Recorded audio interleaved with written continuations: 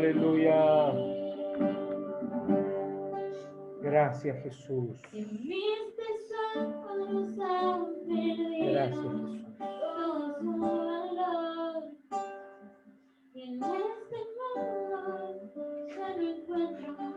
Gracias damos al Señor. Aleluya.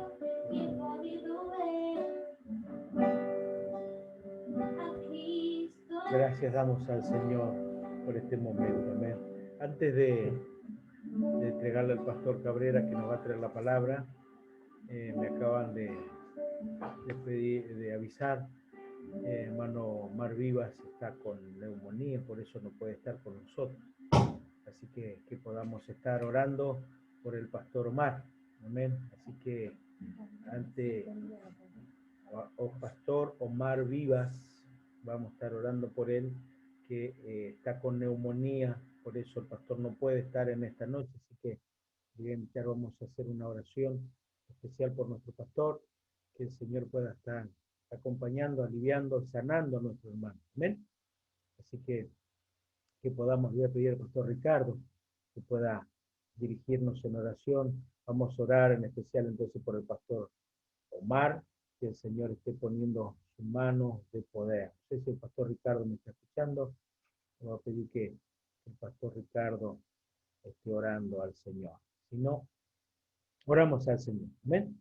Bendito Dios y Padre Celestial, venimos a tu presencia una vez más en esta noche, Señor, a través de la unión, Señor, de la iglesia.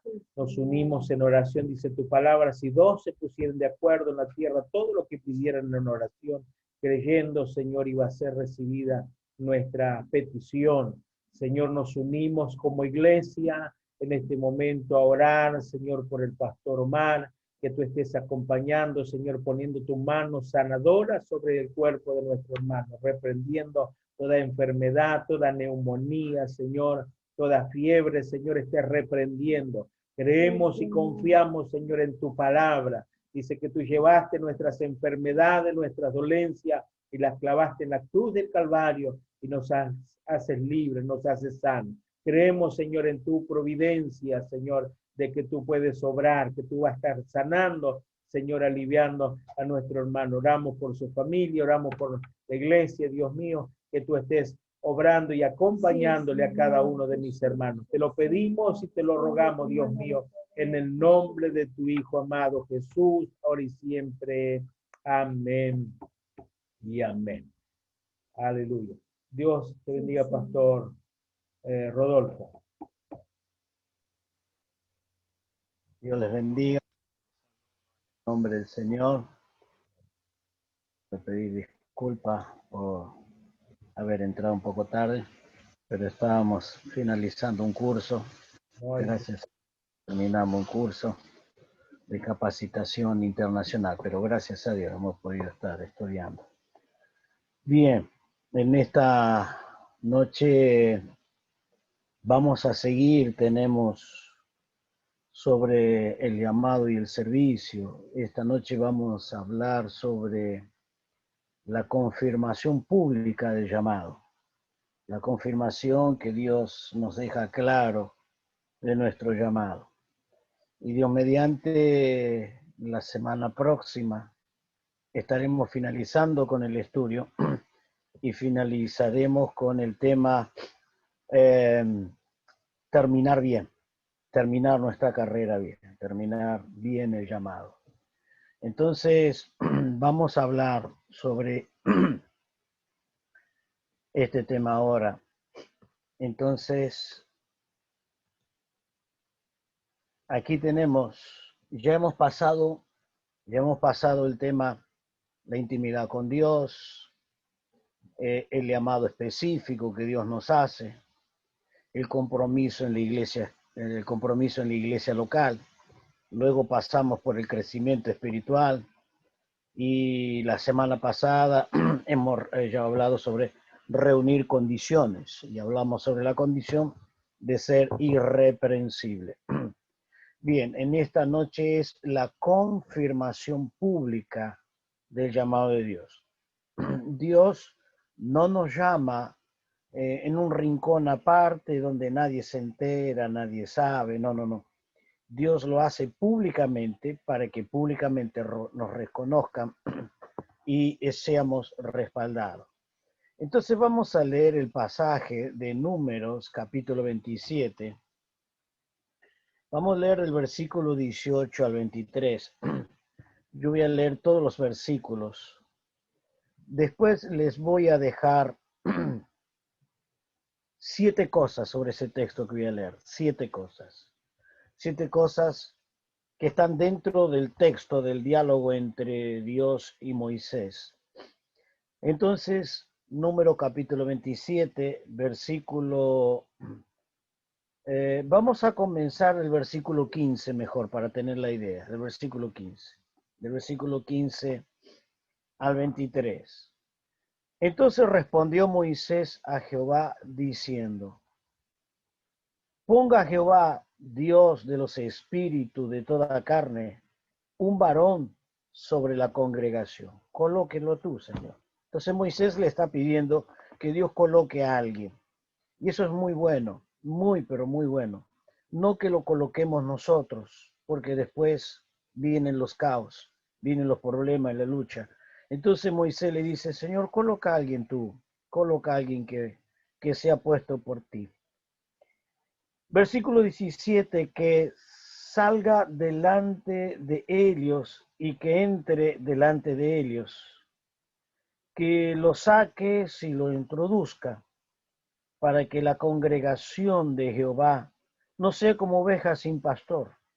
Versículo 18, y Jehová dijo a Moisés: Toma Josué, hijo de Nun, varón en el cual hay espíritu, y pondrás tu mano sobre él, y lo pondrás delante del sacerdote Eleazar y delante de la congregación, y le darás el cargo en presencia de ellos. Versículo 20, y pondrás de tu dignidad sobre él, para que toda la congregación de los hijos de Israel le obedezca. Él se pondrá delante del sacerdote Eleazar y le consultará por el juicio de Urim delante de Jehová. Y por el dicho él saldrá y por el dicho de él entrarán. Y todos los hijos de Israel con él y toda la congregación. Y Moisés hizo como Jehová le había mandado, pues tomó Josué y lo puso delante del sacerdote Eleazar y delante de la congregación. Y puso él su mano y le dio el cargo, como Jehová había mandado por mandamiento de Moisés. Me llama la atención o recordar, yo no sé si usted recuerda cuando por primera vez aparece el nombre de este personaje, Josué. ¿Cuándo aparece por primera vez en la Biblia este Josué? Porque hay varios Josué, pero este específicamente. Si usted no se recuerda, yo le voy a hacer recordar. Es cuando Israel salió de Egipto y tuvo que batallar la primera batalla en el desierto. Y esa primera batalla fue con los amalecitas. Entonces, ahí Moisés le da una orden a Josué. Sal a pelear. Yo mañana voy a estar en la cumbre.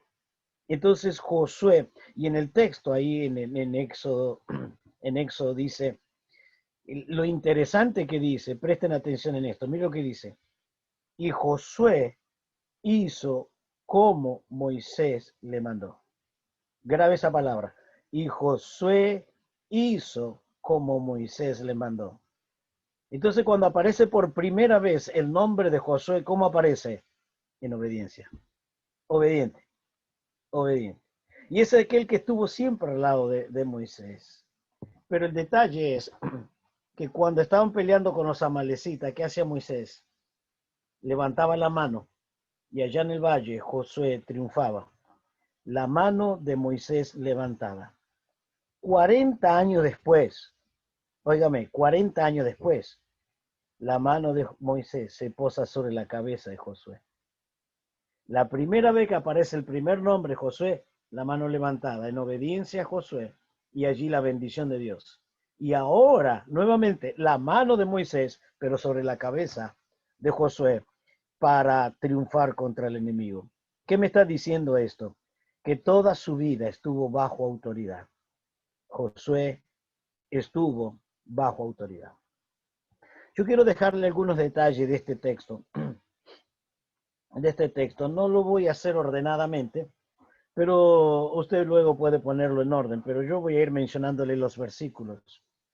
Y en la primera cosa, en el versículo 18, dice el texto que Moisés le pide, y entonces, primera cosa, es puesto por Dios. Es puesto por Dios. Josué es colocado por Dios. Y eso es bueno, que en la iglesia de nuestros días, todos los que están sirviendo sean puestos por Dios. Por eso Dios le dijo a Moisés, toma a Josué, hijo de Nun. ¿Quién es el que lo pone? Es Dios. Es Dios. Eso en el versículo lo encontramos en el versículo 18. Y por eso dice, y Jehová dijo a Moisés, toma a Josué. Ahí está. ¿Quién lo pone? Dios. Es Dios quien lo pone. Y eso es una confirmación públicamente. Es claramente que es una confirmación pública. La segunda cosa que encontramos en este texto, Dios le da una tarea específica. Es puesto por Dios, pero la segunda cosa, Dios le da una tarea específica. Dios no dice nada así a la nebulosa, y que usted puede decir, no, Dios me llama. ¿Y qué? ¿Para qué Dios te llamó? No sé, Dios me llamó. No, pero tiene que haber una tarea específica. Y cuando Dios llama, llama para una tarea específica. Y Dios le llamó para una tarea específica. Y la encontramos en el versículo 17 y que dice, que salga delante de ellos y que entre delante de ellos, que los saque y los introduzca. Ahí está la tarea específica, que los introduzca, que lo meta a la tierra prometida. Esta es la tarea de Josué, introducirlo a la tarea. Entonces ya encontramos dos cosas. Una, es puesto por Dios. Dos, su tarea específica es introducirlo a la tierra prometida. Tercera evidencia, es la tercera evidencia que tenga continua comunión con Dios. Continua comunión con Dios. La tercera cosa es continua comunión con Dios. Y la encontramos en el versículo 21.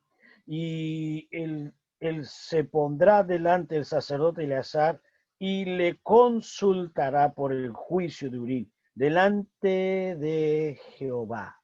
¿Dónde está? Delante de Jehová. ¿Qué va a hacer? Él va a tener un guía espiritual que él va a consultar por Urim y él va a obedecer. Él está bajo la comunión de Dios y bajo la dirección de Dios.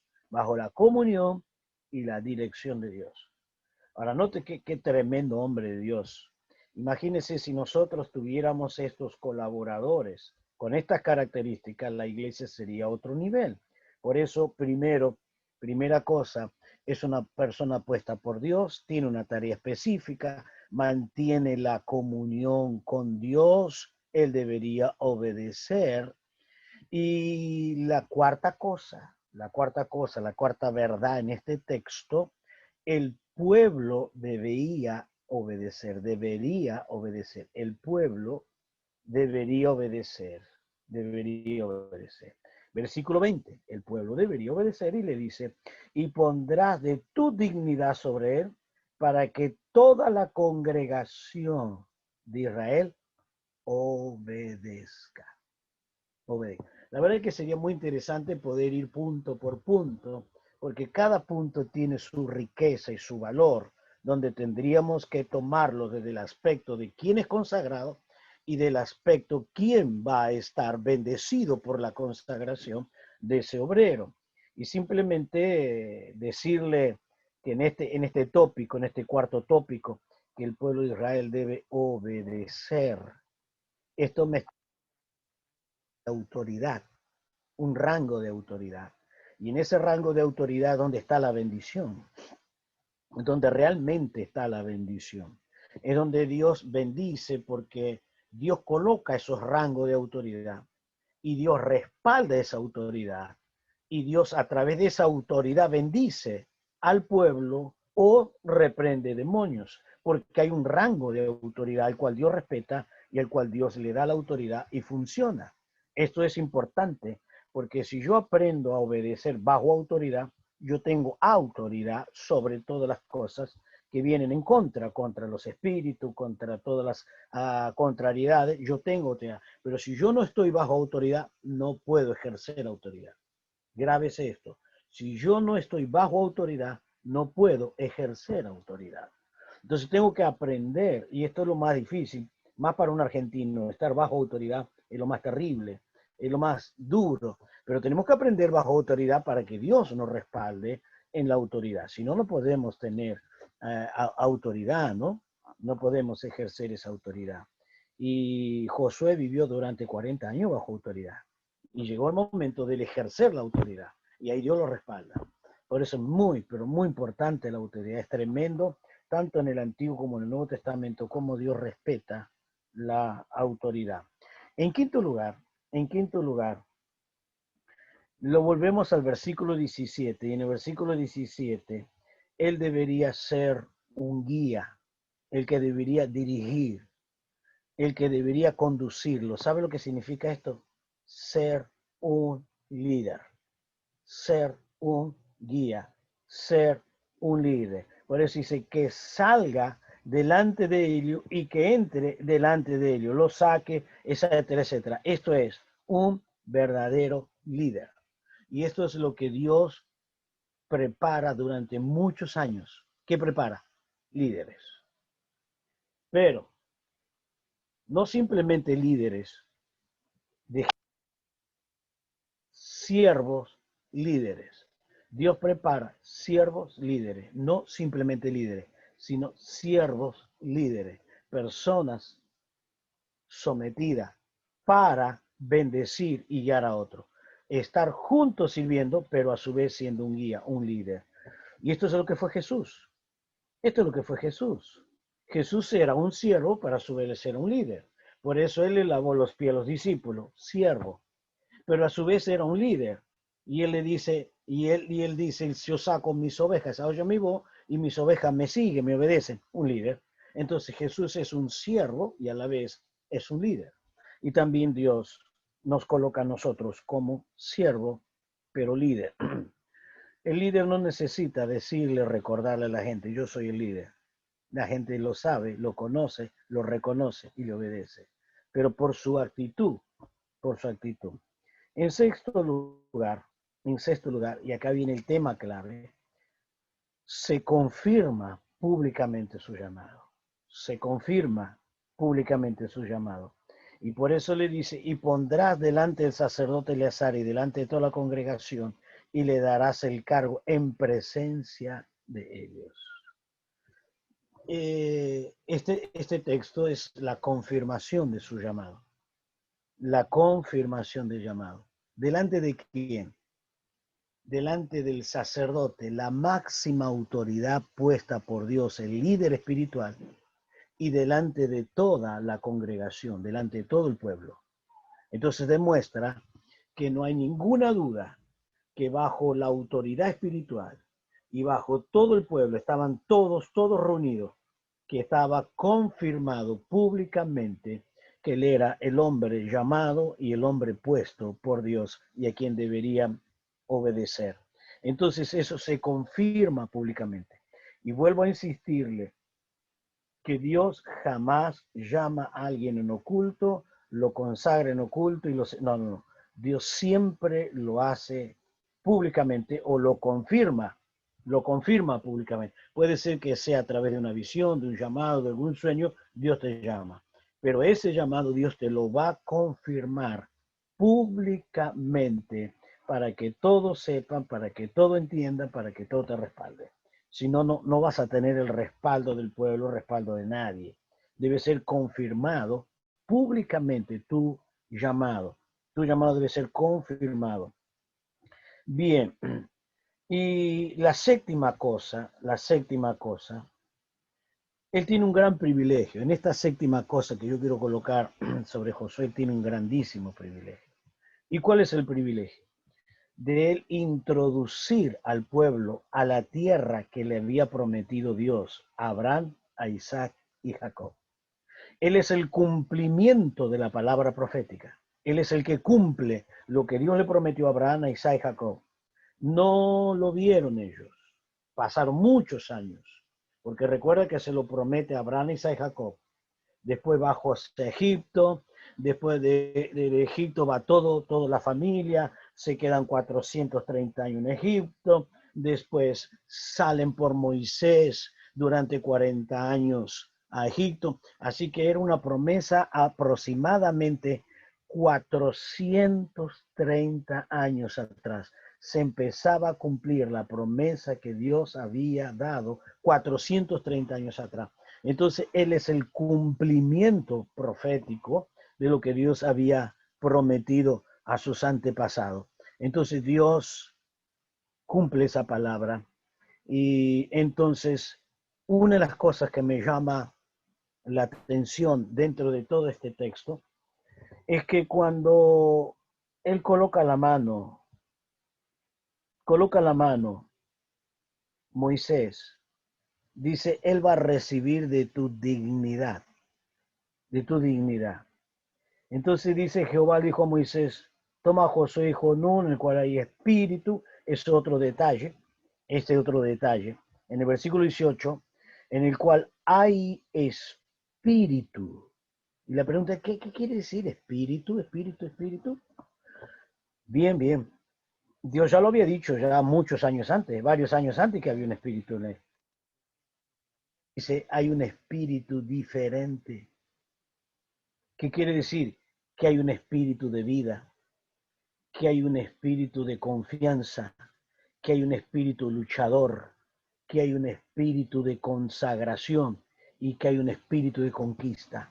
Y por eso ellos eran diferentes. Josué y Caleb, los dos tenían espíritu. Los otros no tenían espíritu. Sí, tenían espíritu, pero estaban muertos. Pero estos tenían vida. Ahí está la diferencia. Los otros tenían espíritu, pero estaban muertos. Pero Josué y Caleb tenía un espíritu de vida. Y ellos tenían un espíritu diferente, totalmente distinto a lo demás. Por eso el llamado es confirmado y Dios confirma su llamado a aquellos que tienen la diferencia. Sí. Entonces, volvemos al texto, porque algunas cositas fui salteando, fui dando, pero ahora, entonces, este es un detalle, espíritu. Ahora, el versículo 19. Todos nosotros que más que menos queremos recibir, queremos ser consagrados al ministerio. Pero mire lo que Dios le dice en el versículo 19 a Moisés. Y dice, y lo pondrás delante del sacerdote Eleazar, bueno, esto es muy lindo, y delante de la congregación, es precioso, y le darás el cargo. Entonces quiere decir, sale de ti y lo colocas en él. Y esa palabra cargo viene de la palabra carga. Entonces tú dejas de llevar la carga, ahora se la coloca él va a llevar la carga. Y todos los que son llamados, ¿qué tienen que llevar? La carga, la responsabilidad, la pasión. Entonces cuando esa carga viene sobre nosotros, entonces viene la responsabilidad. No es simplemente recibir un título, ahora soy pastor, me tienen que obedecer. No, se te puso la carga ahora. No el título, no, ahora soy diácono, ahora van a tener que trabajar. No, eso es una responsabilidad que se le dio. ¿Para qué? Para que lleve la carga, Entonces Dios le dice esto y en el versículo 20, y luego vamos a ver otro texto sobre Josué, en el versículo 20, Dios le dice, y pondrás de tu dignidad sobre él. Qué tremenda palabra. Y pondrás de tu dignidad sobre él. ¿Y para qué va a estar esa dignidad? Esa persona que la va a hacer digna de recibir tal cargo. ¿Para qué? El versículo 20 responde, para que toda la congregación de los hijos de Israel le obedezcan. ¿Para qué yo recibo la dignidad de quien me consagró? El reconocimiento que puso mi mano sobre mi cabeza para recibir esa dignidad, ese cargo, ese espíritu, esa honra que tiene ese hombre de Dios, venga sobre mi vida para tener el respeto de la responsabilidad que yo llevo de aquí más. Porque ahora yo paso a llevar esa responsabilidad. Entonces Josué es consagrado para llevar esta tarea. Es muy normal en la Biblia que antes de que muera el líder se consagre quién lo va a respaldar, o sea, quién va a continuar. Y van los dos continuando, los dos. O sea, aquel que ya estaba y aquel que consagra. Pero en la última trayectoria lo hacen las dos personas juntas. Es muy normal. Esto es normal y aquí lo vemos, lo consagra Moisés, pero cuánto tiempo no sé, pero seguramente varios meses Moisés fue dirigiendo a Josué y por mucho tiempo. No viene el reemplazo de un hombre de Dios. Cuando ya no da más, cuando muere y ya agonizando, dice, conságrenlo. Ese error casi lo cometió David. Por eso casi se le arma una guerra interna, porque tenía que haberlo consagrado antes. Ese error tuvieron que respaldarlo porque ya se estaba dividiendo el reino. Se estaba dividiendo. Entonces hay que consagrar antes para que vaya caminando al lado de aquel que va a dejar el cargo. Lo va instruyendo, lo va preparando y le va dando esa autoridad. Y no solamente lo va instruyendo, el pueblo va viendo, el pueblo va sabiendo quién va a reemplazar al que va a dejar el cargo. Eso es muy importante, porque he conocido iglesias que hay personas que no largaron por nada, y hasta que no murieron no largaron y no dejaron a nadie, y así se dividió la iglesia. Y este es el error que muchas veces nosotros cometemos. Queremos estar hasta el último, agarrarnos del cargo, agarrarnos en la silla y nadie nos saca de la silla. No, igual te vas a morir. No, te vas a morir igual, no te haga problemas. Igual vas a morir, pero vas a dejar un desastre en la iglesia. Por eso hay que dejar antes de que tú mueras. Deje a alguien preparado y bien marcado. El pueblo, por eso lo hizo ¿de qué? Delante del pueblo y del sacerdote. Todos sabían, este es el que va a dirigir el pueblo. Esto es muy, pero muy importante en la vida de la iglesia. Entonces, vamos ahora al libro de Josué, capítulo 1. No simplemente alguien va a reemplazarnos porque estamos al borde de la muerte. No es necesario eso.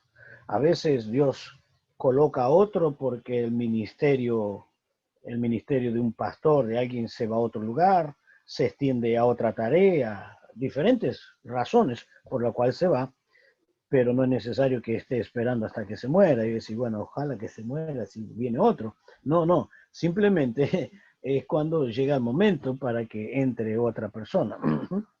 Bien, en el libro de Josué, en el capítulo 1, en el versículo 1 dice, aconteció después de la muerte de Moisés, siervo de Jehová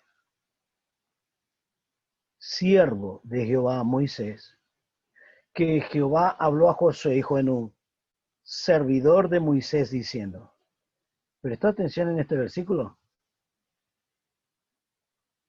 está hablando de dos siervos, se lo voy a leer de nuevo, presten atención. Aconteció después de la muerte de Moisés, siervo de Jehová, que Jehová habló a Josué, hijo de Nun, servidor de Moisés. Moisés sirve a Jehová y Josué sirve a Moisés. Pero cuando llega la hora, él comienza Y esto es lo que yo estoy tratando de hacer, es que Dios confirme públicamente, pero tengo que aprender a servir a hombres. Tengo que aprender a servir los que están sobre mí. Porque cuando yo estoy sirviendo a hombres, estoy sirviendo a Dios. Y cuando llega la hora, Dios te coloca a ti como una persona indicada para la tarea. Mi siervo Moisés ha muerto. Mire lo que le dice al Señor. Ahora pues. Una vez hice un estudio sobre esa palabra. Ahora. Ahora. Quiere decir, este es el momento exacto. Ahora. No es ni antes ni después. Ahora. Ahora. Ahora es el momento. Ahora. Vuelvo a leerlo. Mi siervo Moisés muerto. Ahora. Ahora. Ahora es el momento. Ahora es el tiempo. Ahora te toca a ti. Ya pasó Moisés. Ahora te toca a ti. Ahora es contigo. Ahora es tu responsabilidad. Ahora eres tú. Ahora. Guárdese esa palabra, ¿eh? Acuérdese, ahora. ¿Cuándo llegará tu ahora? Dios lo sabe. Pero estás preparado. Tienes que estar preparado para ese que Dios te diga, ahora. Ahora es contigo. Ahora es contigo.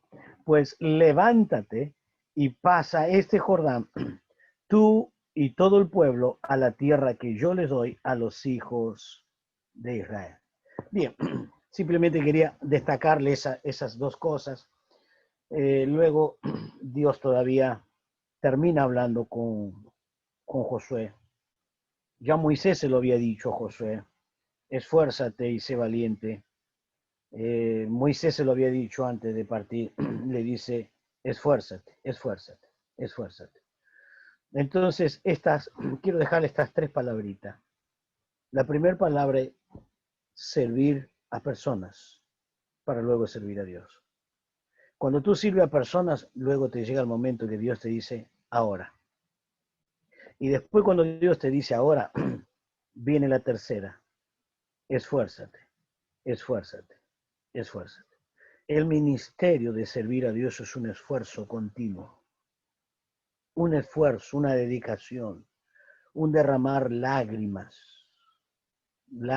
quebranto, pero vale la pena, esfuérzate, esfuérzate, porque Dios te da promesa, y la promesa que Dios le da a Josué es, como estuve con Moisés, estaré contigo, nadie te va a hacer ningún mal, voy a estar, pero siempre y cuando te esfuerces y seas valiente, siempre y cuando te esfuerces y seas valiente. Entonces Dios a todos nosotros nos da una tarea. Ahora, tal vez haya personas que estén allí en el Facebook, conectado aquí en el Zoom. Me digo, no, yo no pienso nunca ser un pastor, nunca. No, no, yo no estoy hablando de pastores. Estoy hablando de personas que tienen la salvación. Y como que tiene la salvación, tiene responsabilidad de servir. Y todos nosotros tenemos la responsabilidad de servir. Uno sí en el pastorado, otro en la evangelización, otro en el diaconado, otro en portero, otro en la servicita, otro en evangelizar, otro entre los niños, otro entre los jóvenes, otro entre las damas. Cada uno tenemos una tarea. Todos. Simplemente estoy poniendo el ejemplo. Porque aquí en este ejemplo que yo coloqué, Moisés nunca fue pastor, fue simplemente un líder político, y quien lo lideró luego es el líder político, es Josué. Y Josué fue un estratega número uno, tremendo, es tremendo. Antes de terminar el curso que he terminado hoy, estaba en otro curso, y donde inicié un curso de arqueología, y en ese curso de arqueología nos especificaban claramente realmente que en el capítulo 11 del libro de Josué hay nombres, lugares que se han descubierto cosas que certifican la veracidad de la Biblia. La veracidad, la Biblia, tremendo. Yo quedé admirado con todos los descubrimientos arqueológicos que hay. Bien, pero es tremendo, todo lo que la Biblia me está diciendo está exactamente, y hay una confirmación histórica, arqueológica. Entonces, ¿por qué dudar de la palabra? Tenemos evidencias que no son, no son de cristiano, son evidencia, por ejemplo, los egipcios, de los asirios, tremendas evidencias, los babilónicos, tremendas, contundentes cosas que se han encontrado, se han descubierto. Entonces, la veracidad de la palabra. Por eso me da una gran alegría a mí de poder estar transmitiendo la palabra. Y estoy hablando de algo real, algo que no es simplemente que yo me baso en lo que está acá. No, no, no. En lo secular, en lo histórico y en lo arqueológico, confirma la veracidad de la palabra de Dios. Con mucha más razón tengo que consagrarme más para seguir avanzando, porque la palabra es verdad. La palabra es verdad. Bien, y el otro ejemplo que quiero darles, el que se cumple públicamente, el llamado público, es el de Pablo, en aquel entonces Saulo. Y usted lo encuentra en el capítulo 13 del libro de los Hechos, usted lo habrá leído muchas veces, pero Dios lo había llamado ya hacía varios años atrás, varios años.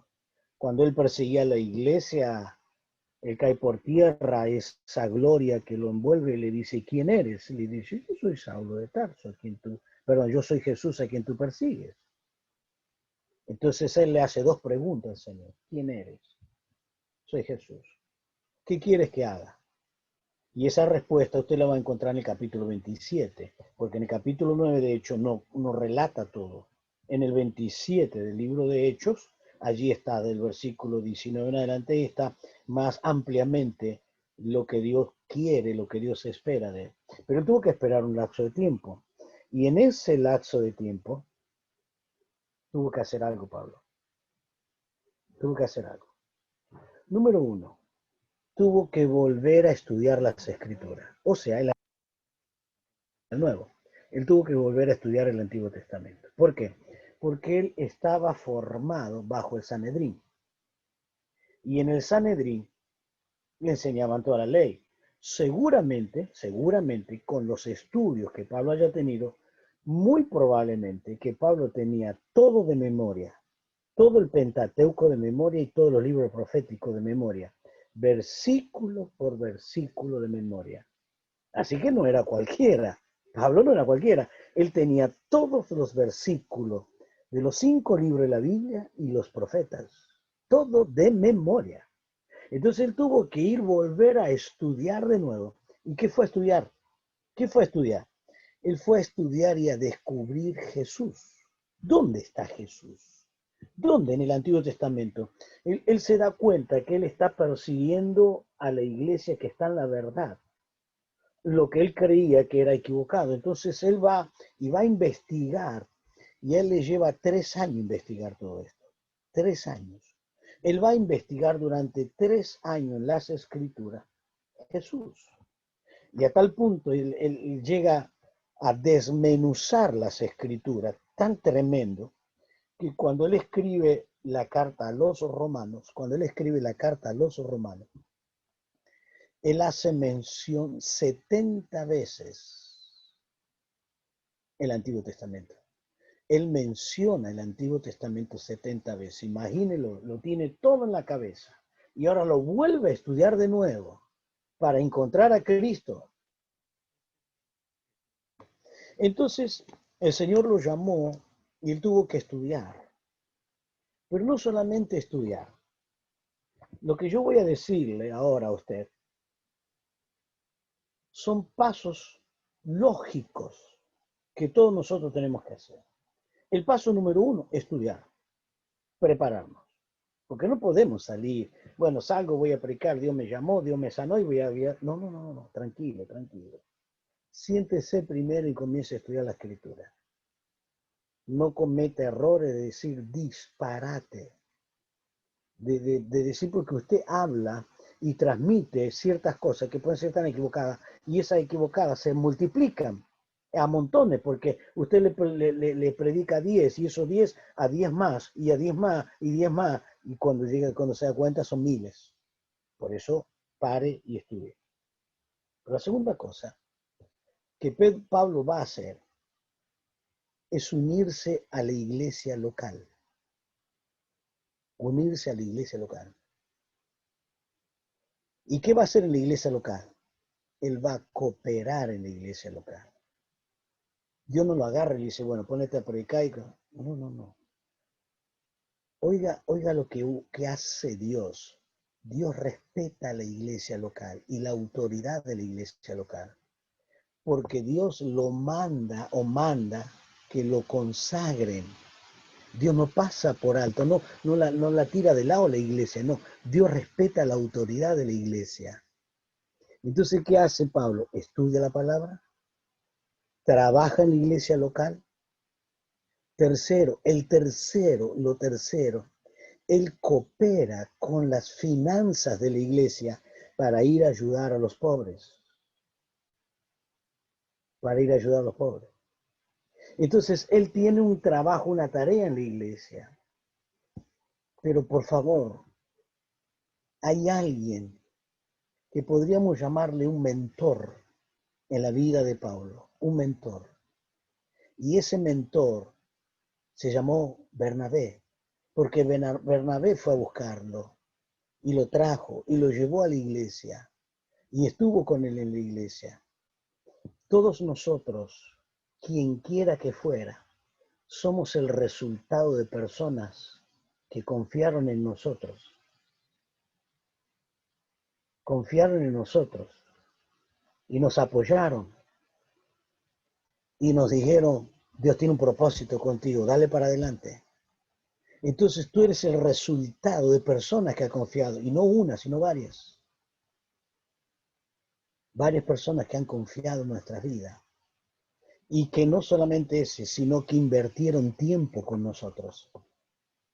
Nos dieron estudio, nos dieron palabra de ánimo, nos dieron consuelo, nos dijeron que sigamos adelante. Y así, no somos el resultado de una soledad, somos el resultado de un grupo de personas que confiaron y dedicaron su tiempo, su esfuerzo para nosotros. Y eso también fue Pablo. Pablo fue eso también. Y por eso Bernabé fue uno de los que se la jugó con él. Si usted mira la historia de Pablo, a Pablo lo presentaron antes, pero como la iglesia estaba siendo perseguida, entonces, oiga lo que hicieron los apóstoles. Los apóstoles hicieron esto. Se lavaron las manos y dijeron, mandalo para allá porque acá hay problema. Si lo trae acá nos va a armar un problema. Pero Bernabé se la jugó. Entonces, Bernabé lo lleva a la iglesia. ¿Y qué dice en Hechos capítulo 13? Hechos capítulo 13, versículo 1 y 2. Y el 3 también vamos a agregar. Hechos de los Apóstoles 13, versículo 1 al versículo 3. Dice, había entonces en la iglesia que estaba en Antioquía. Esta iglesia fue fundada por cristianos perseguidos. Los apóstoles se habían quedado en Jerusalén, ninguno salió, pero la gente sí salió de la persecución. ¿Qué había? Había profetas, maestros, y aquí menciona el nombre de cada uno de ellos, que es interesante ver la historia de cada uno. Bernabé, Simón, el que se llamaba Níger, Lucio de Cirene, Manaén, el que se había criado junto con Herodes el tetrarca, y Saulo. Hace la mención de algunos personajes. Ministrando estos al Señor. Mire esta palabra, esta es una palabra clave en el texto. Esto que estaban haciendo, estaban ministrando. Ellos estaban ministrando al Señor. Ellos estaban enseñando del Señor. Ellos estaban alabando al Señor. Ellos estaban transmitiendo cosas. ¿Qué hacían? Ministrando esto al Señor. Ministraban. Y ayunando. Quiere decir que había una administración, pero había una administración con consagración, con ayuno. En ese momento, en esa reunión tan particular de administración y de consagración, allí el Espíritu Santo habla. El Espíritu Santo dijo, apartadme a Bernabé y a Saulo para la obra que los he llamado. Para nosotros no sería muy importante el orden de los nombres, pero para Dios y para la Biblia sí. Aquí no dice apartadme a Saulo y a Bernabé, no. Bernabé y Saulo. Entonces, quien está al frente de este trabajo es Bernabé.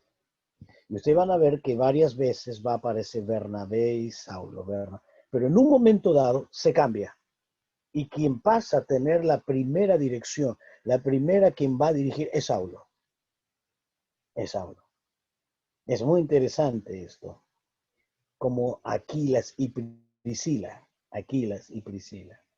Usted va a ver 6 veces ha mencionado Aquilas y Priscila en el libro de los Hechos. Pero 4 veces es Priscila y Aquila. Quiere decir, quien tiene la autoridad y quien avanza y quien es por fe es la mujer. Es la mujer. Sí, pareciera que la iniciativa tiene la mujer. Y la mujer es la que está al frente de esto. Qué interesante, qué matrimonio, qué espectacular matrimonio. Póngase a estudiar este matrimonio.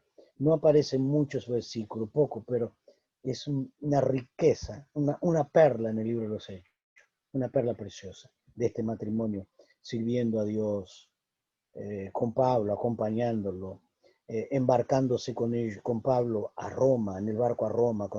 Es impresionante este matrimonio. Es un matrimonio consagrado a Dios realmente.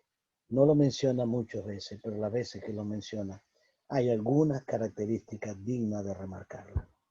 Dignas de remarcar.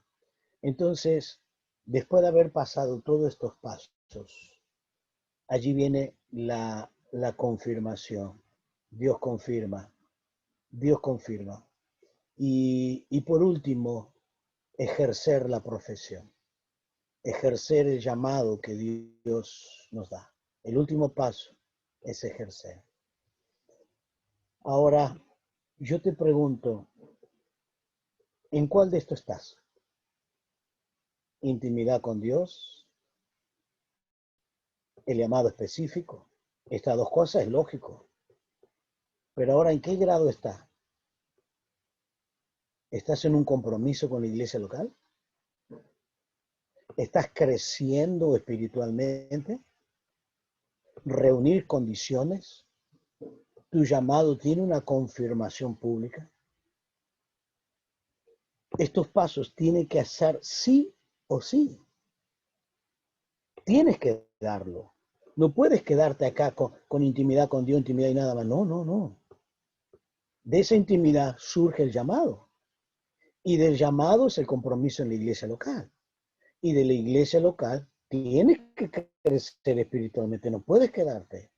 Y después de crecer tienes que reunir condiciones, y después de reunir las condiciones, la confirmación en qué es lo que Dios quiere contigo, qué tarea Dios tiene para ti. Y después tienes que ejercer el ministerio, ejercer el don que Dios te dio. Mire, te voy a decir algo. Dios te dio un don. Dios te dio un don. Pero no pases por esta vida, tus 60, 70 años. No pases por esta vida.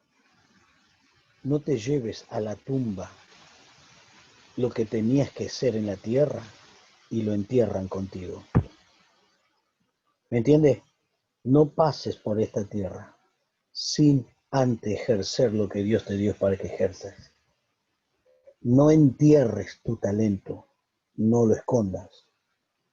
Porque si tú no ejerces tu ministerio, un día vas a tener que escuchar.